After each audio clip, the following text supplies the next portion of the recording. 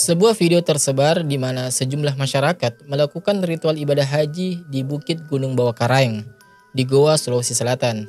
Di dalam rekaman video tersebut, sejumlah laki-laki dan perempuan turun gunung dengan melewati tebing usai diduga menggelar rangkaian haji.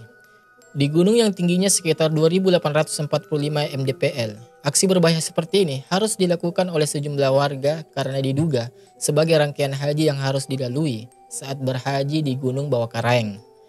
Katanya teman-teman, melakukan haji di sini dikhususkan bagi mereka yang belum memiliki cukup biaya untuk melakukan haji di Mekah, sehingga gunung tersebut dijadikan sebagai alternatifnya. Nah, yang menariknya teman-teman, fenomena begini juga terjadi di beberapa tempat-tempat lainnya dan menjadi kepercayaan lokal di sana. Biasanya keyakinan-keyakinan seperti ini diwarisi secara turun-temurun pada warga pelosok dan pedesaan.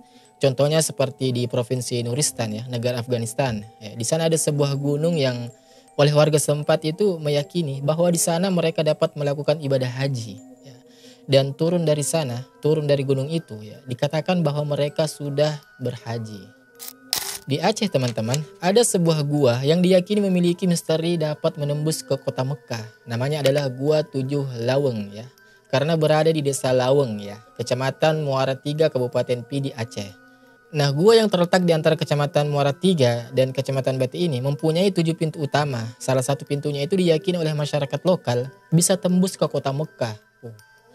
Nah, kepercayaan seperti ini itu telah berkembang secara turun-temurun di wilayah sekitarnya. Di mana menurut cerita, Gua 7 tersebut terdiri dari 28 gua dengan 7 pintu utamanya, yakni sebagai pintu pembuka menuju gua selanjutnya.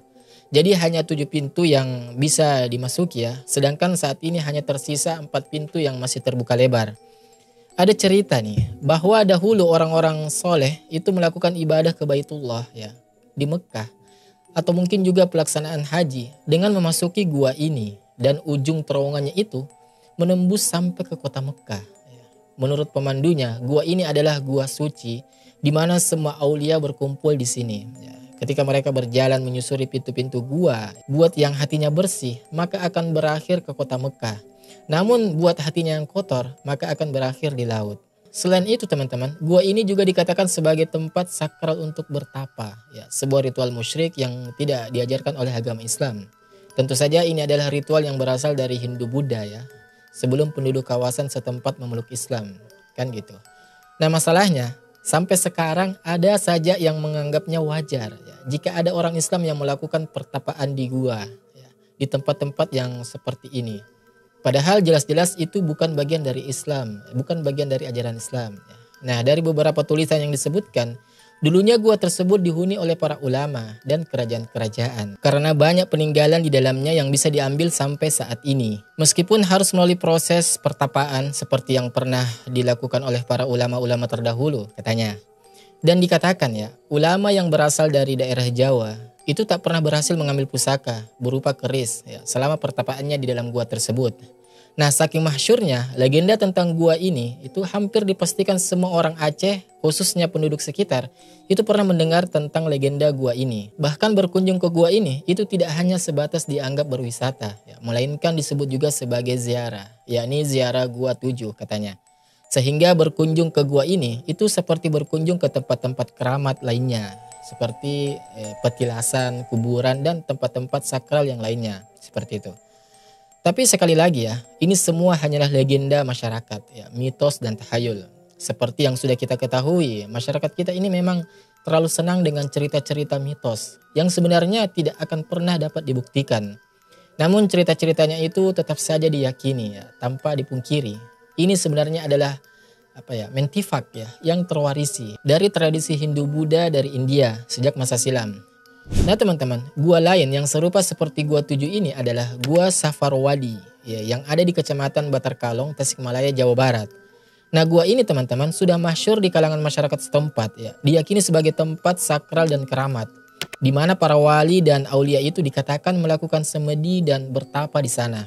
Nah, dinamai Safarwadi itu Safarwadi itu berasal dari 2 kata. Safar yakni perjalanan dan wadi itu artinya jurang karena memang berada di atas jurang seperti itu Nah, mitosnya teman-teman, gua ini memiliki kemampuan teleportasi juga di mana katanya dahulu para wali-wali yang bertandang di gua-gua ini itu akan memasuki pintu gua tersebut untuk berteleportasi ke tempat dan negeri yang lain ya, khususnya teleportasi tembus ke negeri Mekah.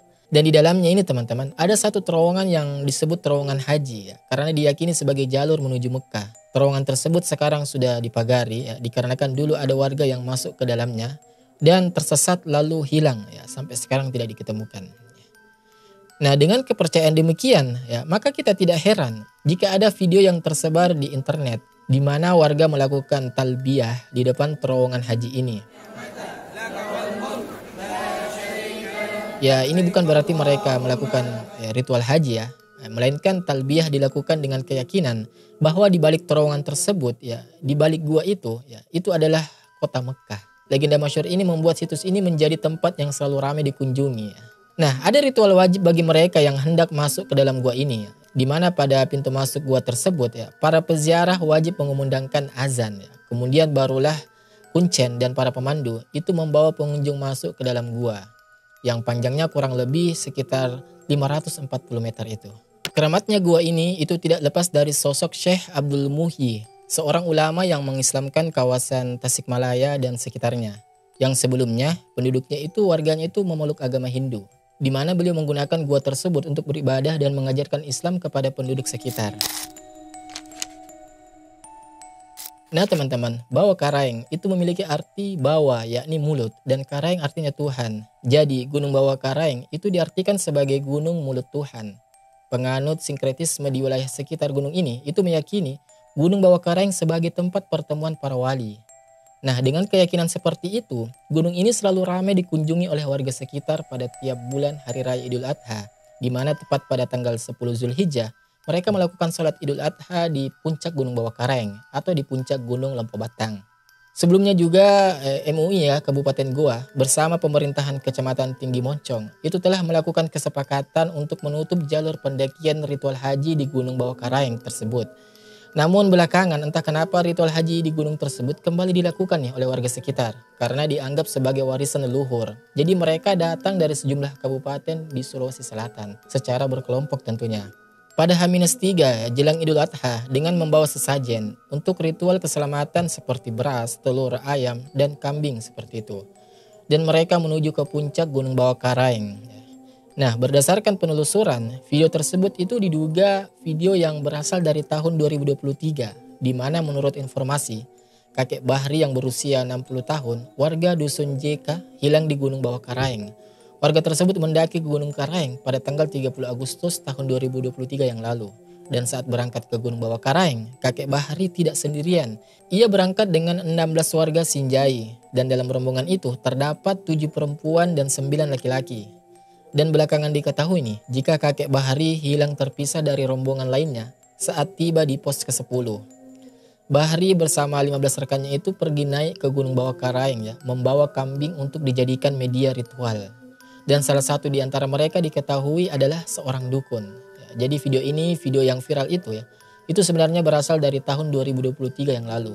Namun terlepas dari itu semua, yang pasti keyakinan bahwa mereka berziarah ke tempat-tempat yang diyakini dapat dijadikan sebagai alternatif ibadah haji, itu adalah sesat. Ya. Karena tentu ya tidak sesuai dengan manasik yang diajarkan oleh Nabi SAW.